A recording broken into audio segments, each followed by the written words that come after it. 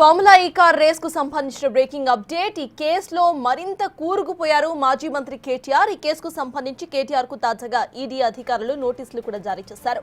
జనవరి 7వ తేదీన విచారణకు హాజరు కావాలని నోటీసుల్లో తెలిపారు.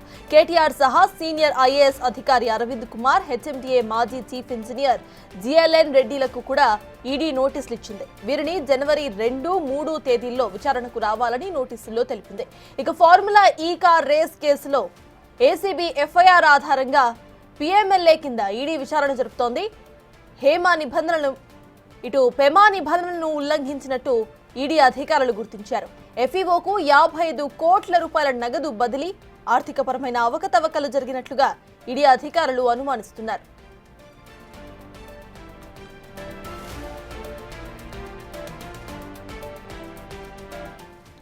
ఇక ఫార్ములా ఈ కార్ రేస్ కేసుకు సంబంధించిన పూర్తి డీటెయిల్స్ మా ప్రతినిధి రాణా అందిస్తారు. రాణా, చెప్పండి, ఈ కేసుకు సంబంధించిన ఫ్రెష్ అప్డేట్స్ ఏంటి? ఇప్పటికే ఇదే కేసులో ఏసీబీ అధికారులు దర్యాప్తు ముమ్మరం చేసినటువంటి నేపథ్యంలో ఏసీబీ అధికారులు నమోదు చేసినటువంటి ఎఫ్ఐఆర్ ఆధారంగా ఈడీ రంగంలోకి దిగింది.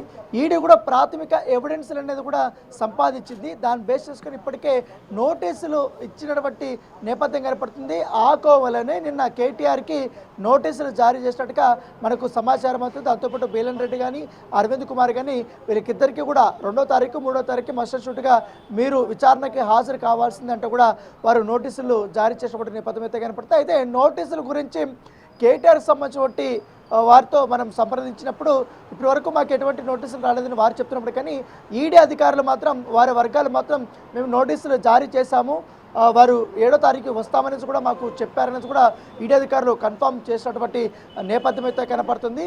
మరోపక్క ఇప్పుడు ఈడీ అధికారులు రంగంలోకి దిగారు కాబట్టి అన్ని కోణాల్లో 55 కోట్ల రూపాయలకు సంబంధించి మాత్రమే కాదు, దీని వెనకాల 600 కోట్ల రూపాయలకు సంబంధించినటువంటి వ్యవహారాలు చాలా వరకు ఉన్నాయనేసి కూడా ఈడీ భావిస్తుంది.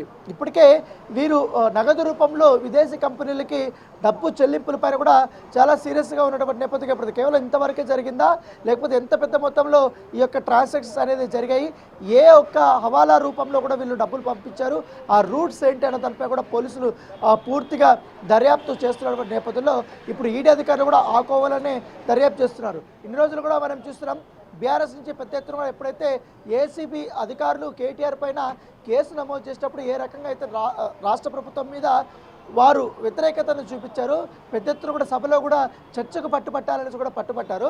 కాకపోతే ఇప్పుడు ఈడీ అధికారులు నోటీసులు ఇచ్చారు. ఈడీ అధికారులు కూడా వారు కేసు కూడా నమోదు చేసినప్పుడు ఇప్పటి వరకు ఈడీకి సంబంధించిన అంశంలో ఒక్కరు కూడా నోరు మెదపటం లేదనేసి కూడా కాంగ్రెస్ పార్టీ నాయకులు వారు విమర్శిస్తులు చేస్తున్నటువంటి నేపథ్యం కాబట్టి కేవలం ఏసీబీ అధికారులు నమోదు చేస్తేనే మీరు అంతగానో ఇచ్చేశారు, ఇప్పుడు కేంద్ర ప్రభుత్వం ఆధీనంలో ఉందని మీరే చెప్తున్నారు కాబట్టి ఈడీ అధికారులు కేసు నమోదు చేసుకుని దర్యాప్తు చేస్తుంటే దానిపైన మీరు నోరు మెదపడేది అనేది వీళ్ళు క్వశ్చన్ చేస్తున్నటువంటి పరిస్థితి అయితే కనపడుతుంది.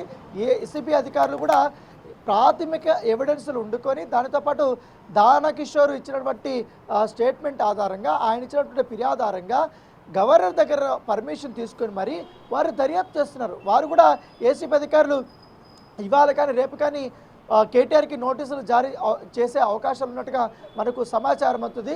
సో ఇప్పుడు ఈడీ అధికారులు కూడా ఏసీబీ అధికారుల కంటే కొంచెం ముందుకు వెళ్ళి అనేక కోణాల్లో కూడా వారు దర్యాప్తు చేస్తున్నారు. ఫెమా చట్టము, పిఎంఎల్ఏ చట్టము, దాని తర్వాత మనీ లాండరింగ్ ఇవన్నీ దాంట్లోకి వస్తాయి కాబట్టి, హవాలా ఇవన్నీ కూడా వస్తాయి కాబట్టి ఇవన్నీ కూడా ఎట్లా జరిగాయి ఏంటి, ఎవరెవరు ఇన్వాల్వ్మెంట్ ఉంది, ఇప్పుడు ఆదేశాలు ఇచ్చింది కేటీఆర్ అనేసి కూడా ఆయన కూడా ఒప్పుకున్నారు. తర్వాత ఇంప్లిమెంటేషన్ చేసింది అరవింద్ కుమారు, తర్వాత బీలన్ రెడ్డి. సో వీరు ఏ మార్గాల నుంచి కూడా వారు పంపించారనే దానిపై కూడా పూర్తి స్థాయిలో ఇప్పుడు అది వెలికి తీయాల్సినటువంటి అవసరం ఉంటుంది. కాబట్టి మన ఏసీబీ అధికారులు ముందు కూడా దానకిషోర్ స్టేట్మెంట్ ఇచ్చారు. దాదాపు 7 గంటల పాటు కూడా ఆయన పాల్గొన్నారు. అనేక రకాలైనటువంటి ఎవిడెన్స్లు కూడా ఆయన సబ్మిట్ చేశారు, డాక్యుమెంటేషన్ కూడా ఆయన తీసుకొని వచ్చారు. ఆ ట్రాన్సాక్షన్స్ ఎప్పటి నుంచి కూడా ఆర్థిక అవకతవకలు జరిగాయి, ఎట్లా మీరు పంపించారన్న తరఫు కూడా పూర్తిస్థాయి ఇన్ఫర్మేషన్ ఇచ్చారు. సో దానితో పాటు ఈడీ అధికారులు కూడా దానకిషోర్ని కన్సల్ట్ అయినట్టుగా మనకు సమాచారం ఉంది. ఆయన స్టేట్మెంట్ కూడా రికార్డ్ చేయాలనే ఉద్దేశంతో ఈడీ అధికారులు భావిస్తున్నారు. నాకు తెలిసి ఇవాళ కానీ రేపు కానీ దానకిషోర్ కూడా విచారణకు పిలిపించే అవకాశం ఉన్నట్టుగా మనకు సమాచారం ఉంది. విచారణకు పిలిచిన తర్వాత ఆయన స్టేట్మెంట్ రికార్డ్ చేసిన తర్వాత అసలు ఏం జరిగింది, మీరు ఎలా గుర్తించారు, మీకున్నటువంటి మొత్తం హెచ్ఎండిలో గతంలో ఎంతవరకు కూడా ఇవన్నీ మిస్ అయినాయి ఏంటి అనేది కూడా డబ్బులు ఎవరైనా తీసుకోవాలి, దాంతోపాటు ఈ ట్రాన్సాక్షన్స్ ఏ విధంగా జరిగిన దానిపై కూడా మీకు ఉన్నటువంటి ఇన్ఫర్మేషన్ ఏంటి అనే దానిపై కూడా ఆ డాక్యుమెంటేషన్ ఏదైతే ఏసీబీకి సమర్పించారో అవి కూడా ఏడీకి సమర్పించే వాళ్ళని కూడా వాళ్ళు కోరే అవకాశం ఉన్నట్టుగా సమాచారం. చెప్పండి సర్తాజ్. గతంలో మనం చూసుకుంటే ఇటు కేటీఆర్ఏ డైరెక్ట్గా చెప్పడం జరిగింది, అవును డబ్బులు ట్రాన్సాక్షన్ చేసింది నేనే అని అందరికీ. ప్రెసెంట్ ఇప్పుడు మనం చూస్తే అఫిడవిట్ దాఖలు చేశారు, అసలు ఆ డబ్బులు ట్రాన్సాక్షన్కి నాకు సంబంధమే లేదు అని. ఈ రెండింటిని ఎలా చూడాలంటారు?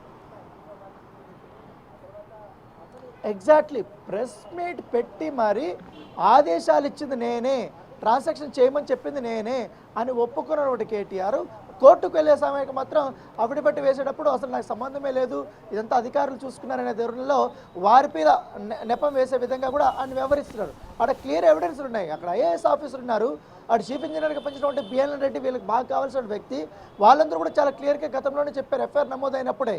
ఎందుకంటే ఆయన ఇచ్చిన ఆదేశాల మేరకే మేమంతా ఈ యొక్క ట్రాన్సాక్షన్ కానీ ఈ ప్రాసెస్ అనేది మేము స్టార్ట్ చేస్తాం, లేకపోతే మేము ఆ సమయంలో మేము ఆ ప్రాసెస్ చేయకపోతే సెకండ్ టర్మ్ ఈ ఫార్ములా కార్ రేసింగ్ అనేది హైదరాబాద్లో వెన్యూగా ఉండే అవకాశం ఉండదు, ఆ వెన్యూ కోసమే మేము అంతా చేసామని వాళ్ళు కూడా చెప్పారు.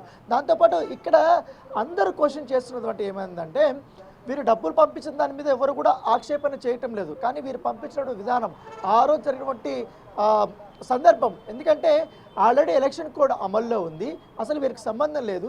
ఎలక్షన్ కోడ్ అమల్లో ఉన్నప్పుడు ఎలక్షన్ కమిషన్ నుంచి పర్మిషన్ లేదు, దాంతోపాటు ఒకవేళ మంత్రి మండలికి సంబంధించిన విషయంలో కూడా వారి దగ్గర నుంచి ఎటువంటి పర్మిషన్ లేదు, వాళ్ళ దగ్గర కనీసం ఇన్ఫర్మేషన్ కూడా లేదు, దాంతోపాటు ఆర్థిక శాఖ నుంచి కూడా ఎటువంటి పర్మిషన్ లేదు, వారికి కూడా ఇన్ఫర్మేషన్ లేదు. దానితో పాటు మరో మేజర్ ఆర్బీఐకి, ఎందుకంటే లిక్విడ్ క్యాష్ ఫార్ ఎక్స్చేంజ్ చేసేటప్పుడు ఖచ్చితంగా అదర్ కంట్రీకి పంపించేటప్పుడు ఖచ్చితంగా ఆర్బీఐ గైడ్లైన్స్ అనేది పాటించాల్సిన అవసరం ఉంటుంది. అవి కూడా చూసుకోకుండా ఆగ మేఘాల మీద ఎందుకు వీళ్ళు వర్క్ చేశారు అనే దాని మీద ఇప్పుడు ప్రధానంగా ఏసీబీ అధికారులు వారు కేసు నమోదు చేశారు. ఎందుకంటే హెచ్ఎండిఏ ఖజానాకి వీళ్ళు పెద్ద ఎత్తున కూడా వీరు నష్టం చేకూర్చారు, ఇదికంతా కూడా ప్రజల డబ్బు అనేది కూడా వారు భావిస్తున్నారు. కాబట్టి దానికి సంబంధించిన ఎవిడెన్స్ అంతా కూడా చూశారు, ఆ ట్రాన్సాక్షన్స్ అంతా కూడా చూశారు. ఇప్పుడు నాకు సంబంధం లేదు అనే మాత్రాన పర్మిషన్ లేనప్పుడు, నీకు సంబంధం లేనప్పుడు మీరు ఎలా ఆదేశాలు ఇస్తారనేది కూడా ఇప్పుడు క్వశ్చన్ మార్క్. సో ఈ కేసు నుండి తప్పించుకునే అవకాశం అయితే లేదనేది కూడా ఈడీ అధికారులు చెప్తున్నారు. ఇప్పుడు ఈడీ రంగంలో దిగింది, ఓ పక్క ఏసీబీ కూడా చాలా అంటే చాలా సున్నితంగా కూడా వాళ్ళు అనేక కోణాల్లో కూడా దర్యాప్తు చేస్తున్నారు. చిన్న ఎవిడెన్స్ కూడా వదలకుండా, కూడా చిన్న టెక్నికల్ ఎవిడెన్స్ కూడా వదలకుండా వాళ్ళు దర్యాప్తు చేస్తున్నటువంటి నేపథ్యం అయితే కనపడుతుంది.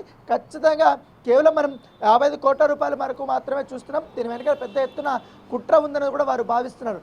ఆల్రెడీ మొదటి సీజన్లోనే 700 కోట్ల రూపాయల వరకు కూడా మనకు లాభం వస్తుందని చెప్పినటువంటి వారు సెకండ్ సీజన్కి వచ్చే కొద్ది గ్రీన్కో కంపెనీ ఏ విధంగా తప్పకూడదు, అప్పటి వరకు కూడా గ్రీన్కో ప్రధాన స్పాన్సర్షిప్గా ఉంది.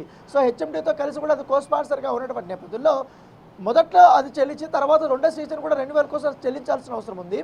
కాకపోతే చాలా తెలివిగా గ్రీన్కోని తప్పించారనేది కూడా చాలామంది భావిస్తున్నారు. దీని వెనకాల పెద్ద స్కెచ్ ఉందనేది కూడా భావిస్తున్నారు. గ్రీన్కోని తప్పించి వారు స్పాన్సర్ చేసే అవకాశం ఉన్నా కూడా, ఇతరుల దగ్గరికి వెళ్ళి తీసుకొని వచ్చే అవకాశం ఉన్నా కూడా కావాలని హెచ్ఎండి దగ్గర నుంచి కూడా వాళ్ళు తెలివిగా డబ్బులు కట్టించారనేది కూడా ప్రధానమైన ఆరోపణ ఉంది. కాబట్టి చూడాలి, ఇప్పుడు ఏసీబీ ఇటు ఈడీ అధికారులు కూడా చాలా సైమల్టేనియస్ ప్యారలల్గా కూడా వీళ్ళు ఇన్వెస్టిగేషన్ చేస్తున్నారు. కాబట్టి ఎంతవరకు ముందుకెళ్తుందో మనం వేచి చూడాల్సిన అవసరం ఉంది. Right, thank you Rana.